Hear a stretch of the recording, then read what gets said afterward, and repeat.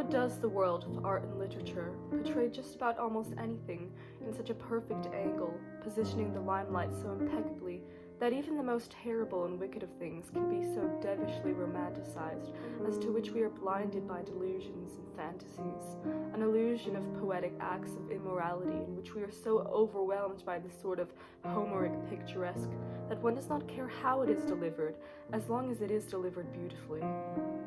Perhaps, in this case, instead of the limelight, it's dim-lit candles and chaotic spreads of papers, exhaustion, paranoia, that subtle kiss of insomnia that drains all the life out of you until every thought, concern, and delusion going through your mind is practically begging for mercy. I lie now on the beach, thoughts begging for mercy.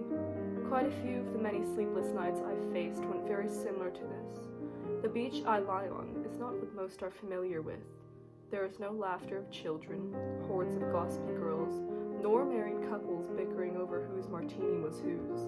No sickeningly nostalgic, vivid red and white umbrellas, ugly patterned beach towels, tan backs, or abandoned buckets and shovels of sand.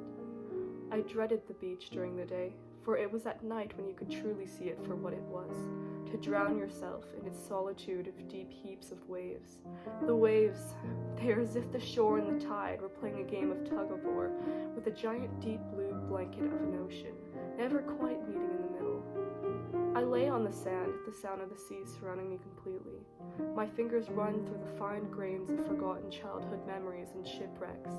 The wind rustled through my hair, blowing mists and droplets of salt water onto my cheek. As I ran my fingers in circles in the sand, I remembered a short poem I'd written one of the first times I'd come here during my early years. How fine is the sand that we sift beneath our fingers, or how delicate is the butterfly breaking from its cocoon. How cold is the winter that lingers before the rosebud's hopeful first bloom. As the sun rolls over the horizon, few watch to admire its light. For only when it's our time to look straight into that harrowing face of death is when we truly appreciate life. Ironic, given the state of things now.